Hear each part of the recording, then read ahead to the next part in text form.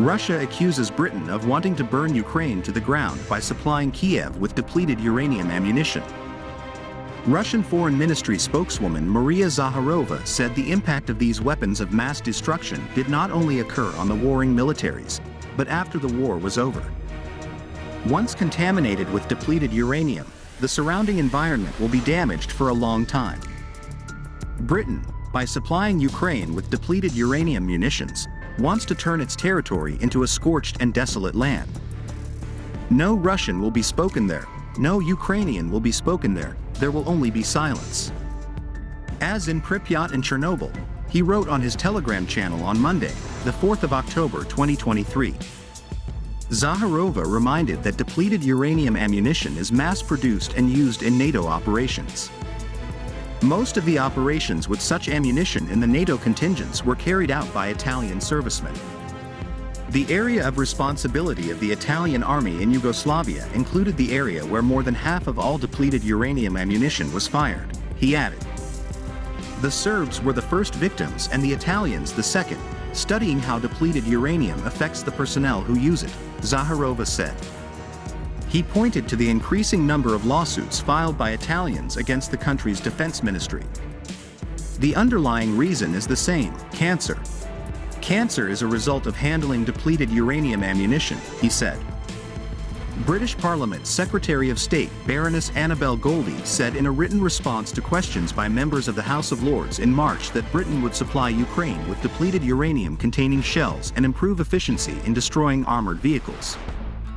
The UK Ministry of Defence describes depleted uranium as a standard component of armor-piercing ammunition, which has been used for decades.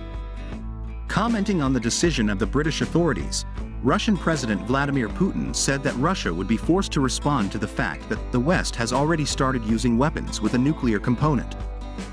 The Russian embassy in Britain warned London against transferring depleted uranium ammunition to Kiev. The diplomatic mission's comments stressed that the move is fraught with an escalation of the conflict, while the use of such ammunition in Ukraine will affect the health of the local population. War losses. The Russian Defense Ministry reports losses among Russian servicemen taking part in special military operations in Ukraine. Russian soldiers showed courage and heroism during special military operations. But, unfortunately, there were killed and wounded among them, ministry spokesman Igor Konashenkov said Sunday. He added that the Russian losses were far less than the losses among the Ukrainian troops and the nationalists. He also said that several Russian soldiers had been taken prisoner. We know how Ukrainian Nazis treated some of the Russian soldiers who had been taken prisoner. We saw that they used the same torture as Nazi Germany during the Great Patriotic War, Eastern Front during World War II, where the former Soviet Union fought against Nazi Germany, he was quoted as saying. TASS. He vowed that the Russian military would continue to treat surrendering Ukrainian troops in a humane way. We understand that they took an oath to the people of Ukraine. All weapons that surrender and stop resistance will be handed over to their families, he stressed. Russian President Vladimir Putin said in a televised address on Thursday morning that in response to a request by the heads of the Donbass Republic, he had made the decision to carry out a special military operation to protect people who have suffered abuse and genocide by the Kiev regime for 8 years. The Russian leader emphasized that Moscow had no plans to occupy Ukrainian territory. While clarifying the ongoing developments, the Russian Defense Ministry assured that Russian troops were not targeting Ukrainian cities, but were limited to striking and disabling Ukraine's military infrastructure. There is no threat whatsoever to the civilian population.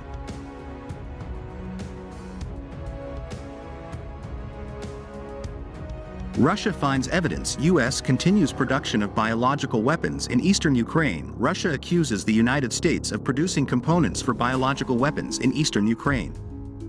Commander of the Russian Nuclear, Biological and Chemical Defense Forces, Lieutenant General Igor Kirillov said the Russian military found a lot of evidence of this in Donetsk, Lugansk and Kherson. This was revealed by Kirillov to the Russian lower house, Parliament, or Duma on Tuesday.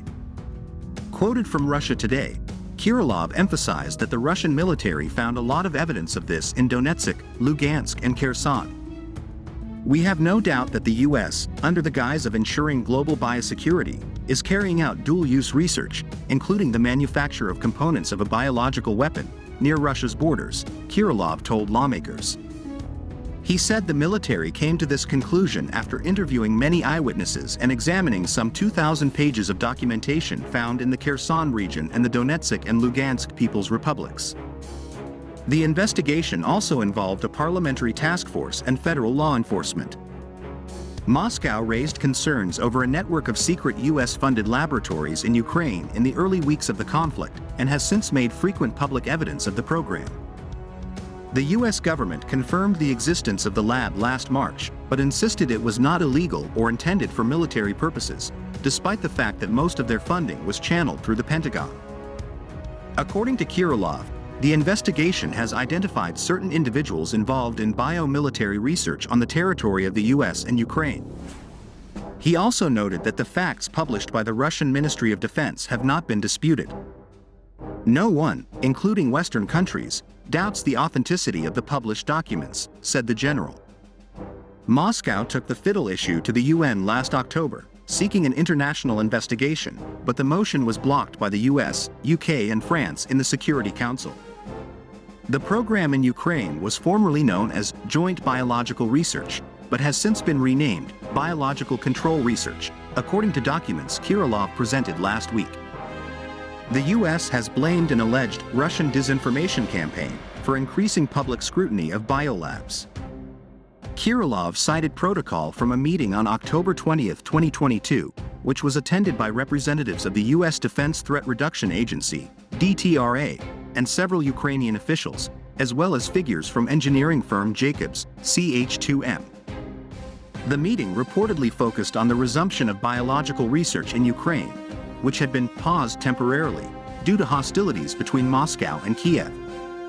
Now, the project has proceeded with a focus on renewal of legislative support, revision of the training schedule, and completion and resumption of construction work, said the Ukrainian language protocol, quoting Jacobs' carbon dihydrate M's David Smith. The program was formerly known as Joint Biological Research, but has been renamed Biological Control Research, said the document. It cited concern over an alleged Russian disinformation campaign on the matter. The U.S. has engaged in damage control efforts to prevent potential leaks from Ukrainian specialists about the true nature of the biological research program, Kirilov confirmed. Hiding from responsibility for participating in military biology projects, many suspects left Ukrainian territory. To prevent any possible leakage of information about the Pentagon's illegal activities, the U.S. government is taking urgent action to find and return them, the commander argued. U.S. damage control began shortly after the outbreak of the conflict in February 2022, according to another document. The Russian military presented a draft memo entitled, Reducing the Threat of Multiply Ukrainian Skills to U.S. Adversaries, written by Laura Denelinger, Senior Counterproliferation Advisor at the U.S. State Department. And Advanced Conventional Weapons, ACW, as well as those with expertise that others can transfer and exploit for chemical, biological, radiological, or nuclear, CBRN, weapons, reads the memo, dated March 11, 2022.